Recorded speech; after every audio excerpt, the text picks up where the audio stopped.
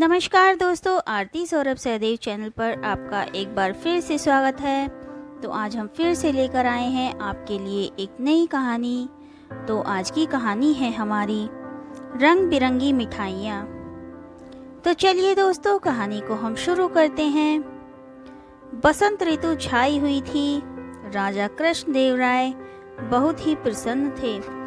वे तेनालीराम के साथ बाग में टहल रहे थे कि एक ऐसा उत्सव मनाया जाए जिसमें उनके राज्य के सारे लोग सम्मिलित हों। पूरा राज्य उत्सव के आनंद में डूब जाए। इस विषय में वह तेनालीराम से भी राय लेना चाहते थे। तेनालीराम ने राजा की इस सोच की प्रशंसा की और इस प्रकार विजयनगर में राष्ट्रीय पर्व मनाने का आदेश दिया गया। शीघ्र ही नगर को स्वच्छ करवा दिया गया। सड़कों व इमारतों पर रोशनी की गई। पूरे नगर को फूलों से सजाया गया। सारे नगर में उत्सव का वातावरण था। इसके बाद राजा ने घोषणा की कि राष्ट्रीय पर्व को मनाने के लिए मिठाइयों की दुकान पर रंग बिरंगी मिठाइयाँ बेची जाएं। घोषणा के बाद मिठाई की दुकान वाले मिठाइयाँ बनाने में व्यस्त हो गए। कई दिनों से तेनालीराम दरबार में नहीं आ रहा था। राजा ने तेनालीराम को ढूंढने के लिए सिपाहियों को भेजा, परंतु वे भी तेनालीराम को नहीं ढूंढ पाए। उन्होंने राजा को इस विषय में सूचित किया। इससे राजा और भी अधिक चिंतित हो गए। उन्होंने तेनालीराम को सतर्कता पूर्वक ढूंढने का आदेश दिया। कुछ दिन बाद सैनिकों ने तेनालीराम को ढूंढ निकाला। वापस आकर वे राजा से बोले, महाराज, तेनालीराम ने कपड़ों की रंगाई दुकान खोल ली है तथा वह सारा दिन अपने इस काम में व्यस्त रहता है। जब हमने उसे अपने साथ आने को कहा तो उसने आने से मना कर दिया। यह सुनकर राजा क्रोधित हो गए। वह सैनिकों से बोले, मैं तुम्हें आदेश देता हूँ कि तेनालीराम को जल्दी से जल्दी पकड़कर यहाँ ले आओ। यदि वह तुम्हारे साथ न आए तो उसे बलपूर्वक लेकर आओ। राजा के आदेश का पालन करते हुए सैनिक तेनालीराम को बलपूर्वक पकड़कर दरबार में ले आए। राजा ने पूछा, तेनालीराम, तुम्हें लाने के लिए जब मैंने सैनिकों को भेजा तो तुमने शाही आदेश का पालन क्यों नहीं किया तथा तुमने यह रंगरेज की दुकान क्यों खोली? हमारे दरबार में तुम्हारा अच्छा स्थान है जिससे तुम अपनी सभी आवश्यकताएं पूरी कर सकते हो। तेनालीराम बोला, महाराज, दरअसल मैं राष्ट्रीय उत्सव के लिए अपने वस्त्रों को रंगना चाहता था। इससे पहले कि सारे रंगों का प्रयोग दूसरे कर ले, मैं रंगाई का कार्य पूर्ण कर लेना चाहता था। सभी रंगों के प्रयोग से तुम्हारा क्या तात्पर्य है? क्या सभी अपने वस्त्रों को रंग रहे हैं? राजा ने पूछा। नहीं महाराज, वास्तव में रंगीन मिठाइयाँ बनाने के आपके आदेश के पश्चात सभी मिठाइयाँ बनाने वाले मिठाइयों को रंगने के लिए रंग खरीदने में व्यस्त हो गए हैं। यदि वे सारे रंगों को मिठाइयों को रंगने के लिए खरीद लेंगे तो मेरे वस्त्र कैसे रंगे जाएंगे? इस पर राजा को अपनी भूल का एहसास हुआ। वह बोले, तो तुम यह कहना चाहते हो कि मेरा आदेश अनुचित है? मेरे आदेश का लाभ उठाकर मिठाइयाँ बनाने वाले मिठाइयों को रंगने के लिए घटिया व हानिकारक रंगों का प्रयोग कर रहे हैं। उन्हें केवल खाने योग्य रंगों का ही प्रयोग करना चाहिए। इतना कहकर महाराज ने तेनालीराम को देखा। तेनालीराम के चेहरे पर वही चित परिचित मुस्कुराहट थी। राजा कृष्णदेव राय ने गंभीर होते हुए आदेश दिया कि जो मिठाई बनाने वाले हानिकारक रासायनिक रंगों का प्रयोग कर रहे हैं उन्हें कठोर दंड दिया जाए। इस प्रकार तेनालीराम ने अपनी बुद्धि के प्रयोग से एक बार फिर विजयनगर के लोगों की रक्षा की। एक बार एक प्रसिद्ध योद्धा उत्तर भारत से विजयनगर आया। उसने कई युद्ध तथा पुरस्कार जीत रखे थे। इसके अतिरिक्त वह आज तक अपनी पूरी जिंदगी में मल्ल युद्ध में पराजित नहीं हुआ था। उसने युद्ध के लिए विजयनगर के योद्धाओं को ललकारा। उसके लंबे बाल, गठीले व शक्तिशाली शरीर के सामने विजयनगर का कोई भी योद्धा टिक न सका। अब विजयनगर की प्रतिष्ठा दांव पर लग चुकी थी। इस बात से नगर के सभी योद्धा चिंतित थे। बाहर से आया हुआ एक व्यक्ति पूरे विजयनगर को ललकार रहा था और वे सब कुछ भी नहीं कर पा रहे थे। अतः सभी योद्धा इस समस्या के हल के लिए तेनालीराम के पास गए। उनकी बात बड़े ध्यान से सुनने के बाद तेनालीराम बोला, सचमुच यह एक बड़ी समस्या है, परंतु उस योद्धा को तो कोई योद्धा भी हरा नहीं सकता। मैं कोई योद्धा तो हूँ नहीं, बस एक विदूषक हूँ। इसमें मैं क्या कर सकता हूँ? तेनालीराम की यह बात सुन सभी योद्धा निराश हो गए, क्योंकि उनकी एकमात्र आशा तेनालीराम ही था।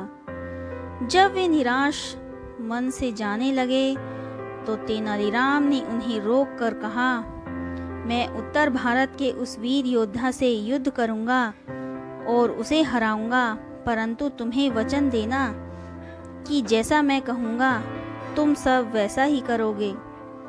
उन लोगों ने तुरंत वचन दे दिया। वचन लेने के बाद तेनालीराम बोला, शक्ति परीक्षण के दिन तुम सभी पदक पहना देना और उस योद्धा से मेरा परिचय अपने गुरु के रूप में कराना और मुझे अपने कंधे पर बैठाकर ले जाना। विजयनगर के योद्धाओं ने तेनालीराम को ऐसा ही करने का आश्वासन दिया। निश्चित दिन के लिए तेनालीराम ने योद्धाओं को एक नारा भी याद करने को कहा, जो कि इस प्रकार था, ममुक महाराज की जय हो, मीस ममुक महाराज की जय हो। तेनालीराम ने कहा, जब तुम मुझे कंधों पर बैठाकर युद्ध भूमि में जाओगे तब सभी इस नारे को जोर जोर से बोलना।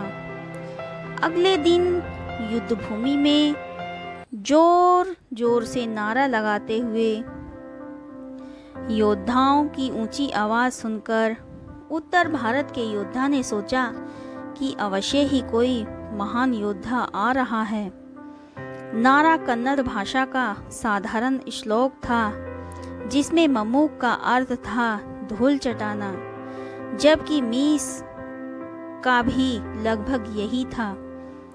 उत्तर भारत के योद्धा को कन्नड़ भाषा समझ में नहीं आ रही थी, अतः उसने सोचा कि कोई महान योद्धा आ रहा है। तेनालीराम उत्तर के योद्धा के पास गया और बोला, इससे पहले कि मैं तुम्हारे पास युद्ध करूं, तुम्हें मेरे हाव भावों का अर्थ बताना होगा। दरअसल प्रत्येक महान योद्धा इन हाव भावों का अर्थ ज्ञात होना चाहिए। अगर तुम मेरे हाव भावों का अर्थ बता दोगे तभी मैं तुम्हारे साथ युद्ध करूंगा। यदि तुम अर्थ नहीं बता सके तो तुम्हें अपनी पराजय स्वीकार करनी पड़ेगी। इतने बड़े बड़े योद्धाओं को देख, जो कि तेनालीराम को कंधों पर उठाकर लाए थे और उसे अपना गुरु बता रहे थे, वे जोर जोर से नारा भी लगा रहे थे। वह योद्धा सोचने लगा कि अवश्य ही तेनालीराम कोई बहुत ही महान योद्धा है, अतः उसने तेनालीराम की बात स्वीकार कर ली। इसके बाद तेनालीराम ने संकेत देने आरंभ किए। तेनालीराम ने सर्वप्रथम अपना दायां पैर आगे करके योद्धा की छाती को अपने दाएं हाथ से छुआ। फिर अपने बाएं हाथ से उसने स्वयं को छुआ। तत्पश्चात उसने अपने दाएं हाथ को बाएं हाथ पर रखकर जोर से उसने दबा दिया। इसके बाद उसने अपनी तर्जनी से दक्षिण दिशा की ओर संकेत किया। फिर उसने अपने दोनों हाथों की तर्जनी उंगलियों से एक गांठ बनाई। तत्पश्चात एक मुट्ठी मिट्टी उठाकर अपने मुंह में डालने का अभिनय किया। इसके पश्चात उसने उत्तर भारत के योद्धा से इन हाव भावों को पहचानने के लिए कहा, परंतु वह योद्धा कुछ नहीं कर पाया। इसलिए उसने अपनी पराजय स्वीकार कर ली। वह विजयनगर से चला गया और जाते जाते अपने सभी पदक व पुरस्कार तेनालीराम को दे गया। विजयनगर के राजा व प्रजा परिस्थिति के बदलते ही अचंभित से हो गए। सभी योद्धा बिना युद्ध किए ही जीतने से प्रसन्न थे। राजा ने तेनालीराम को बुलाकर पूछा, तेनालीराम, उन हाव भावों से तुमने क्या चमत्कार किया? तेनालीराम बोला, महाराज, इसमें कोई चमत्कार नहीं था। यह मेरी योद्धा और मूर्ख बनाने की योजना थी। मेरे हाव भावों के अनुसार वह योद्धा उसी प्रकार शक्तिशाली था जिस प्रकार शक्ति का दायां हाथ शक्तिशाली होता है, और मैं उसके सामने बाएं हाथ की तरह निर्बल था। यदि दाएं हाथ के समान शक्तिशाली दोनों बाएं हाथ के समान निर्बल हो योद्धा को युद्ध के लिए ललकारेगा तो निर्बल योद्धा तो बादाम की तरह कुचल दिया जाएगा। सो यदि मैं युद्ध हारता तो दक्षिण दिशा में बैठी मेरी पत्नी को अपमान रूपी धूल खानी पड़ती। मेरे हाव भावों का केवल यही अर्थ था जिसे वह समझ नहीं पाया। तेनालीराम का यह जवाब सुनकर राजा व सभी एकत्रित होकर ठहाका लगाकर हंसने लगे कि खुद को पॉजिटिव कैसे रखें, पॉजिटिव कैसे रहें और पॉजिटिव कैसे सोचें, और पॉजिटिव लाइफस्टाइल क्या है, और आगे जानेंगे कि खुद को पॉजिटिव रखने के लिए क्या क्या टिप्स हम अपनाएं। तो चलिए दोस्तों, वीडियो को हम शुरू करते हैं। यह कहा जाता है कि लक्ष्य की प्राप्ति करनी हो तो उसके पीछे एक सकारात्मक सोच का होना बहुत ज़रूरी है, क्योंकि सकारात्मक सोच का असर न सिर्फ आपके मेंटल और इमोशनल हेल्थ पर ही पड़ता है, बल्कि आपके जीवन के हर एक पहलू पर इसका गहरा असर पड़ता है।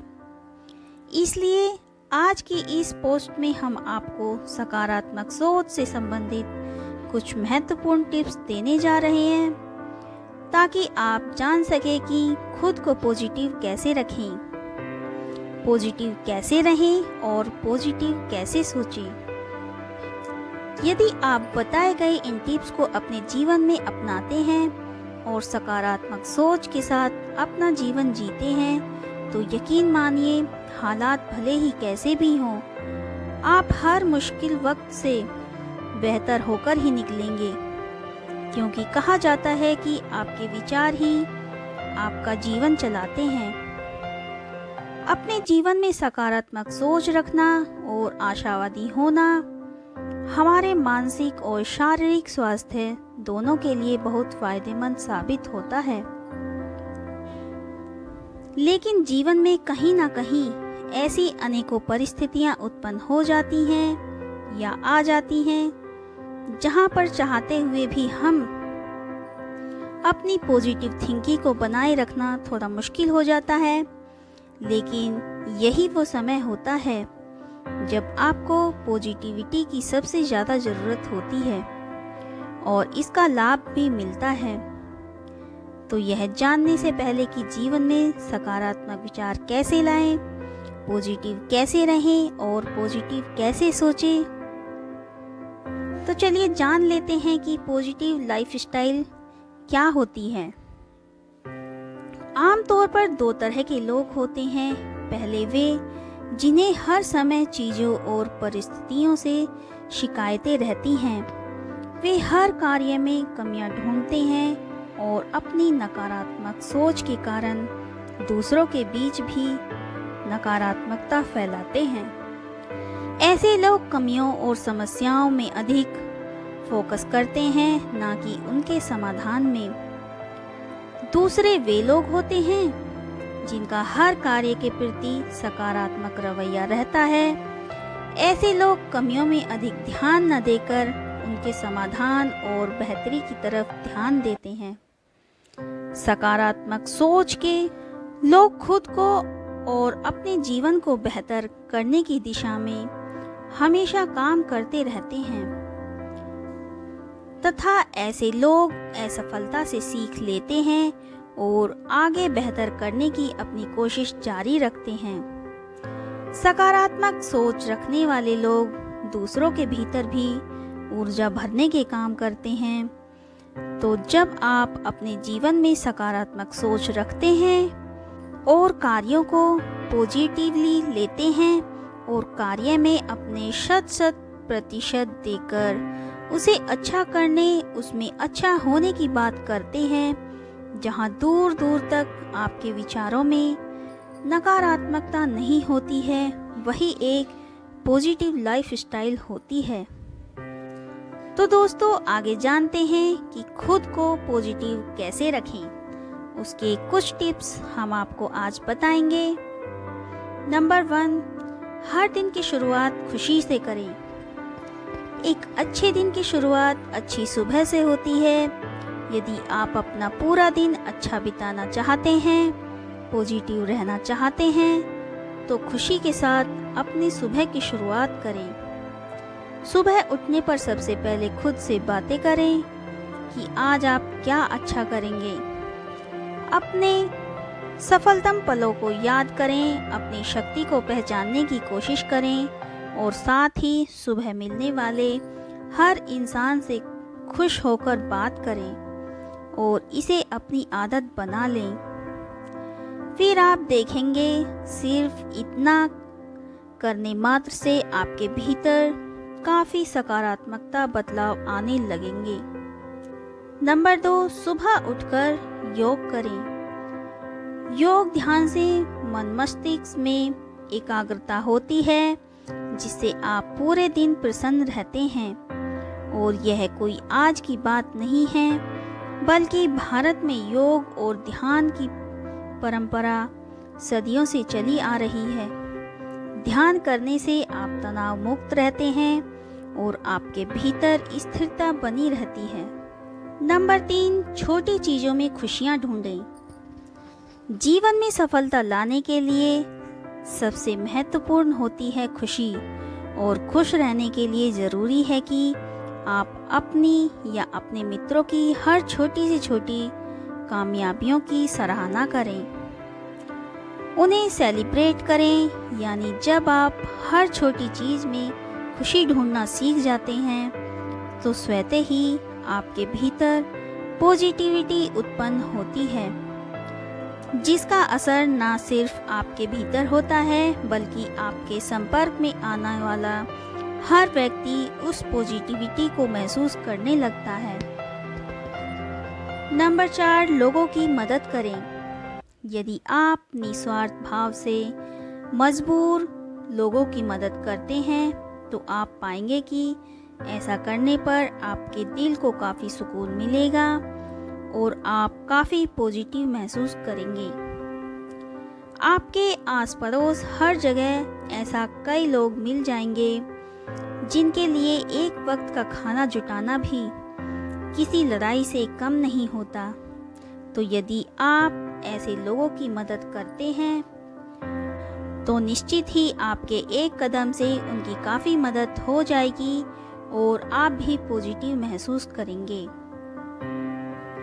नंबर 5, समस्या की स्थिति में भी समाधान के बारे में सोचें। समस्याएं यथा मुश्किलें हमारे जीवन का अभिन्न अंग है आप चाहे कितना भी अच्छा कर लें या खुद को इन समस्याओं से बचाने की कितनी भी कोशिश करें, लेकिन जीवन में कहीं ना कहीं आपके सामने ये मुश्किलें आ खड़ी होंगी।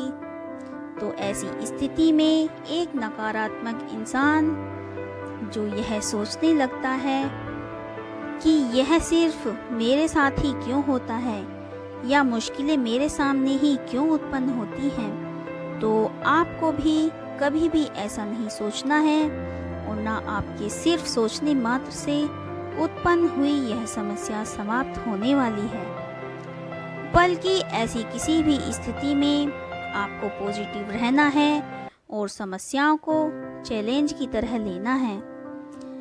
समस्या की तरफ कम ध्यान देकर उनके समाधान के बारे में अधिक सोचना है, क्योंकि सकारात्मक सोच बड़ी से बड़ी मुश्किल स्थिति में भी छोटी से छोटी संभावनाओं को ढूंढने लगती है। पॉजिटिव सोच वाला व्यक्ति मुश्किल घड़ियों में भी अच्छाई ढूंढता है। वह इन मुश्किलों से सीखने की कोशिश करता है और हर वह कदम उठाने से नहीं कतराता है जिससे मुश्किलों से निकला जा सके।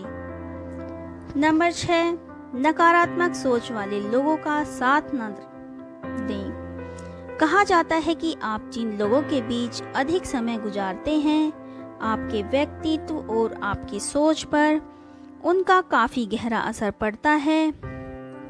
यानी अगर आप एक सकारात्मक सोच के व्यक्ति को अपना मित्र बनाते हैं या ऐसे लोगों के साथ अपने दिन का अधिकतम समय व्यतीत करते हैं, तो कहीं ना कहीं आपकी सोच में भी नकारात्मकता आने लगेगी। तो जीवन में पॉजिटिविटी लाने के लिए सबसे पहला कदम है कि आप पॉजिटिव सोच वाले लोगों के बीच रहें, उन्हीं का साथ दें तथा मित्रता भी उन्हीं लोगों से करें जिनमें कठिनाइयों से लड़ने की इच्छा शक्ति हो। यदि आप ऐसा करते हैं और आप सिर्फ बिना कुछ करे सकारात्मक लोगों के बीच रहना शुरू कर देते हैं, तो आप अपने भीतर काफ़ी पॉजिटिव बदलाव महसूस करने लगेंगे। नंबर 7, समस्याओं को खुद से बड़ा ना बनाएं। अक्सर देखा जाता है कि समस्या भले ही कैसी भी हो, कई लोग समस्याओं से खुद को इतना प्रभावित कर लेते हैं कि बस उसे सोच सोच कर काफ़ी बड़ा बना लेते हैं। यह ठीक दिल का पहाड़ बनाने जैसा है। तो हमेशा एक बात का ध्यान रखें कि जितना आप समस्या के बारे में सोचेंगे, उतना वो आपकी सोच पर हावी होती चली जाएगी, क्योंकि समस्या के बारे में सोचकर वह कभी ख़त्म नहीं होती, बल्कि उसके लिए हमें सही कदम उठाने होते हैं। यह अक्सर तब होता है जब आप काफ़ी स्ट्रेस में आ जाते हैं और जल्दी समस्या से बाहर निकलना चाहते हैं। तो ऐसी स्थिति उत्पन्न होने पर सबसे पहले आप खुद को शांत करें, फिर अपने दिमाग में घूम रहे नकारात्मक विचारों को समाप्त करें। अब जब आप शांत हो जाएंगे तो स्थिति को सही से पहचान सकेंगे और समाधान की ओर बढ़ने वाले हर छोटे कदम का ख्याल आपके मन में उत्पन्न होने लगेगा। आप इस बारे में अपने करीबी से भी राय ले सकते हैं, फिर भले ही उस समस्या से निकलने में कितना भी समय लगता हो, आप सकारात्मक रहेंगे और कोई भी गलत कदम नहीं उठाएंगे। नंबर 8, अच्छा देखें, अच्छा सुने और अच्छा पढ़ें। आज इंटरनेट का दौर चल रहा है, जहां पर हर तरह का कंटेंट आपके सामने उपलब्ध है। ऐसे में खुद पर नियंत्रण रखने और खुद के भीतर पॉजिटिव सोच बनाए रखने के लिए ज़रूरी है कि आप अच्छा पढ़ें, अच्छा सुनें और अच्छा देखें, जिससे आपके भीतर पॉजिटिविटी आए तथा हर उस कंटेंट से दूर रहना है जिसमें नकारात्मकता उत्पन्न होती हो, चाहे वह वीडियो, या टेक्स्ट हो या फिर कोई ऑडियो कंटेंट क्यों ना हो, अच्छे कंटेंट के रूप में आप क्रांतिकारियों की जीवनियाँ पढ़ सकते हैं, अपना सामान्य ज्ञान बढ़ा सकते हैं तथा वेब पर दूसरे कई कंटेंट हैं जिन्हें पढ़कर या देखकर आप पॉजिटिव महसूस करेंगे। सभी जानते हैं कि राजा कृष्णदेव राय पशु पक्षियों से बहुत प्यार करते थे। एक दिन एक बहेलिया राज दरबार में आया। उसके पास पिंजरे में एक सुंदर व रंगीन विचित्र किस्म का पक्षी था। वह राजा से बोला, महाराज, इस सुंदर व विचित्र पक्षी को मैंने कल जंगल से पकड़ा है।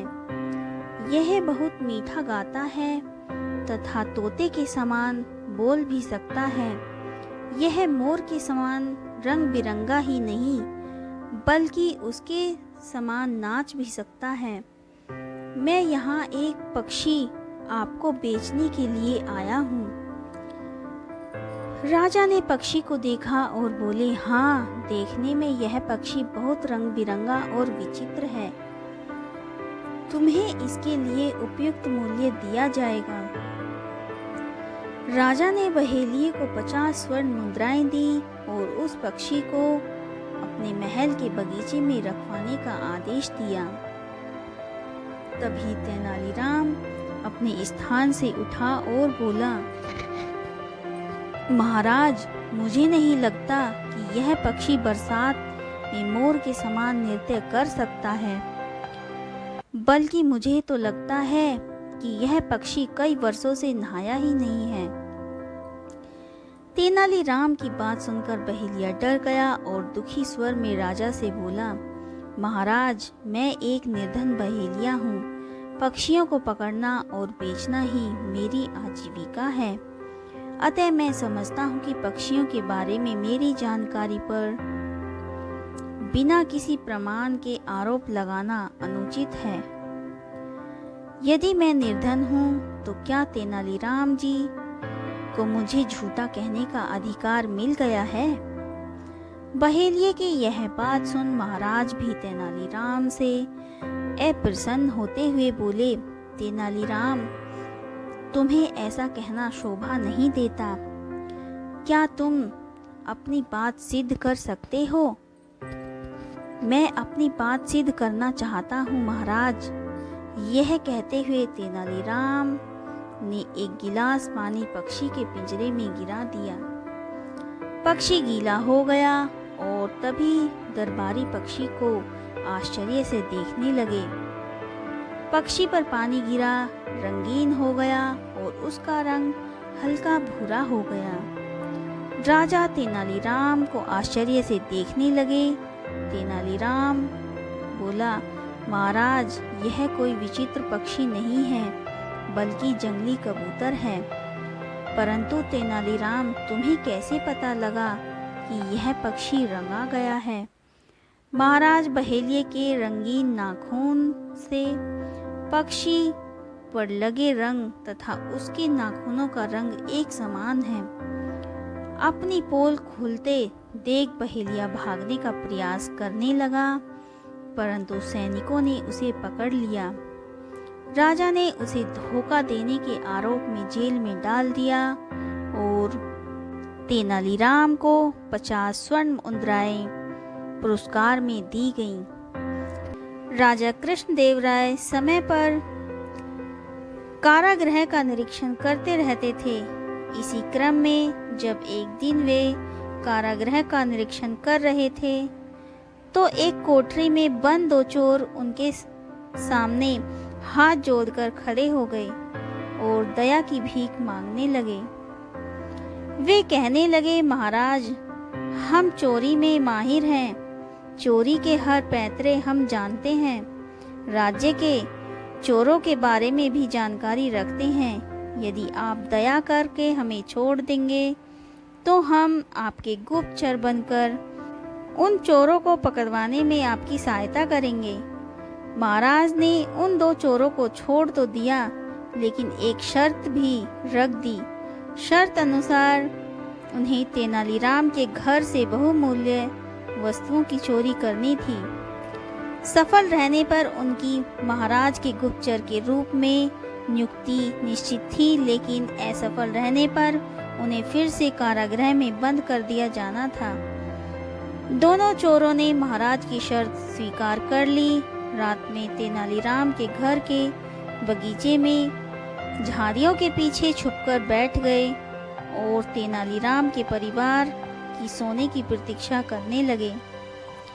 रात को भोजन ग्रहण करने के बाद तेनालीराम रोज की तरह अपने बाग में घूमने निकला तो उसे झाड़ियों के पीछे कुछ हलचल महसूस हुई। तेनालीराम तीव्र बुद्धि का था। उसने अंदाजा लगा लिया कि हो न हो घर में चोर घुस आए हैं, लेकिन वह सामान्य बना रहा। उसने चोरों को ये भनक नहीं होने दी कि उसे उनके होने का आभास हो चुका है।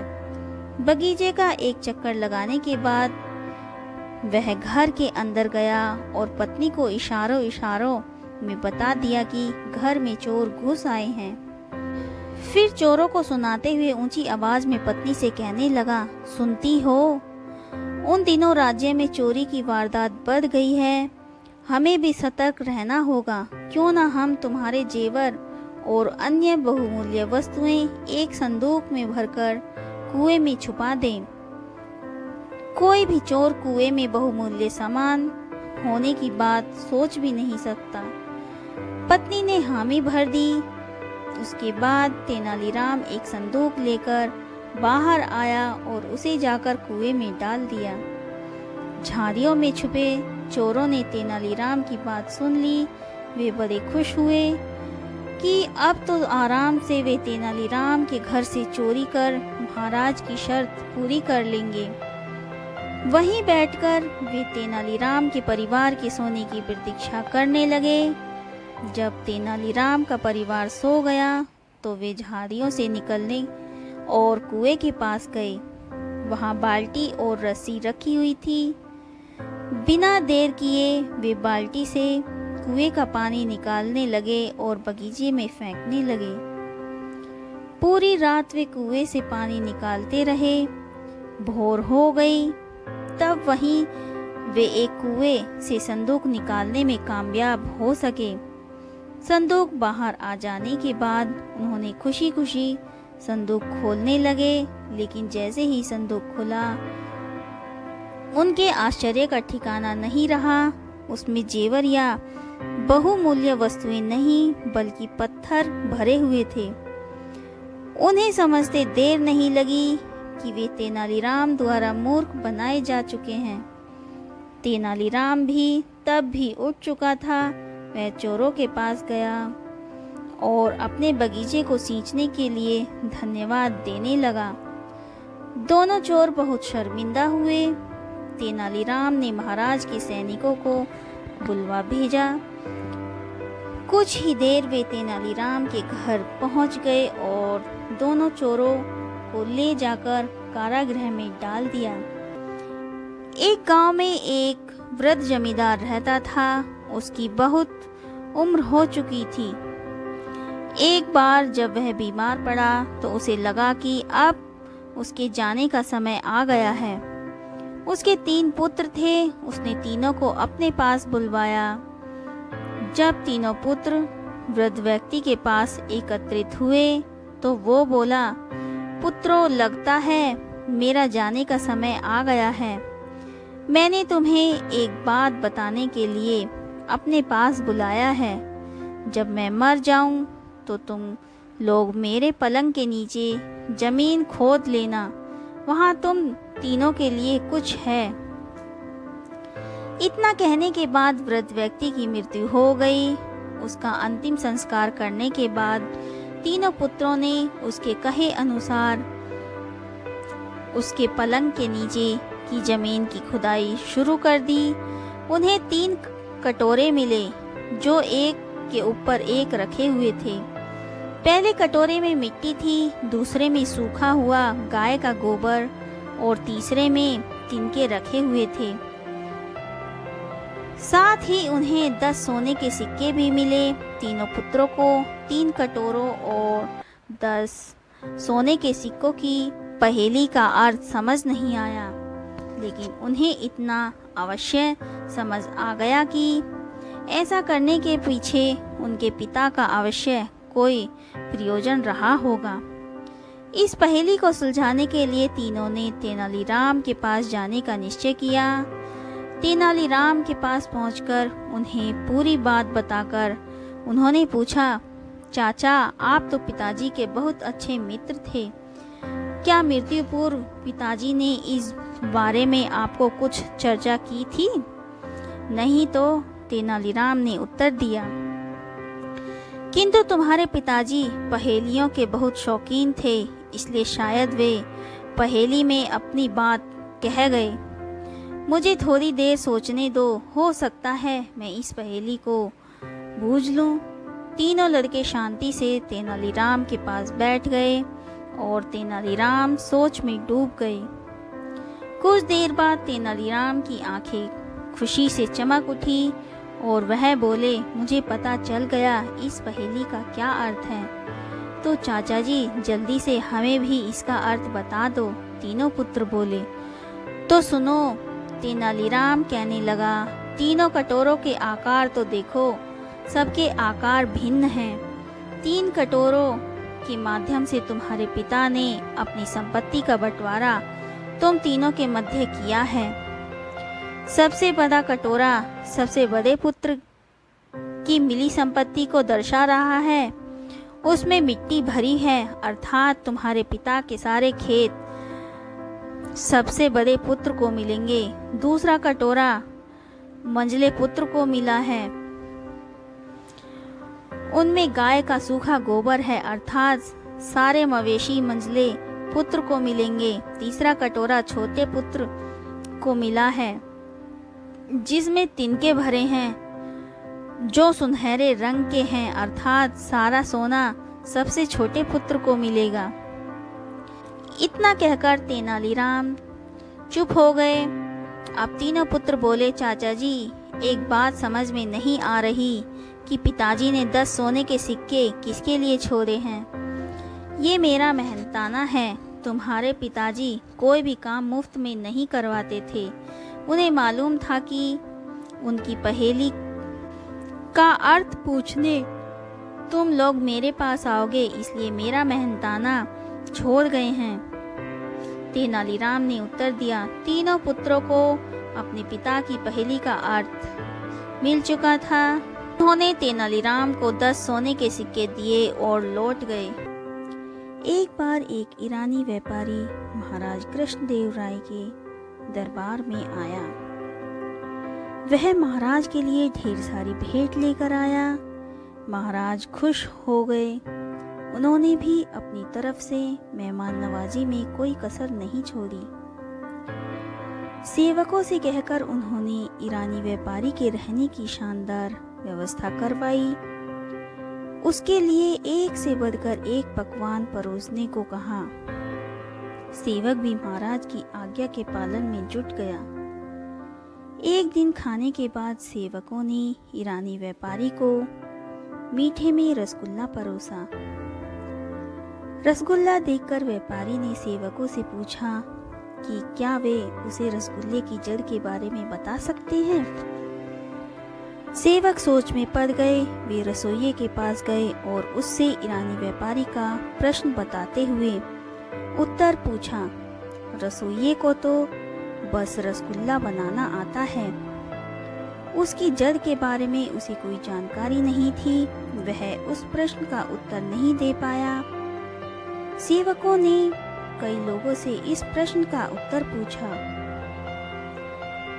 लेकिन कोई इसका उत्तर नहीं दे पाया। धीरे धीरे महाराज के कानों में यह बात पहुंची कि ईरानी व्यापारी के द्वारा रसगुल्ले की जड़ के बारे में पूछा गया है और महल में कोई भी उसके इस प्रश्न का उत्तर नहीं दे पाया।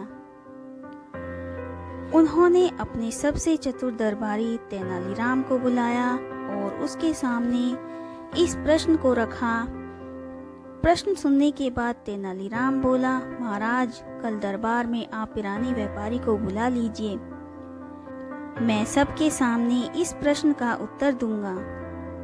अगले दिन सारा दरबार खचाखच भरा हुआ था। ईरानी व्यापारी भी दरबार में उपस्थित था। जब तेनालीराम दरबार में आया तो अपने हाथ में एक कटोरा लिए हुए था जो मलमल के कपड़े से ढका हुआ था। महाराज ने पूछा, तेनालीराम, क्या तुम रसगुल्ले की जड़ के बारे में बता सकते हो? जी महाराज, मैं इस कटोरे में रसगुल्ले की जड़ लेकर आया हूँ।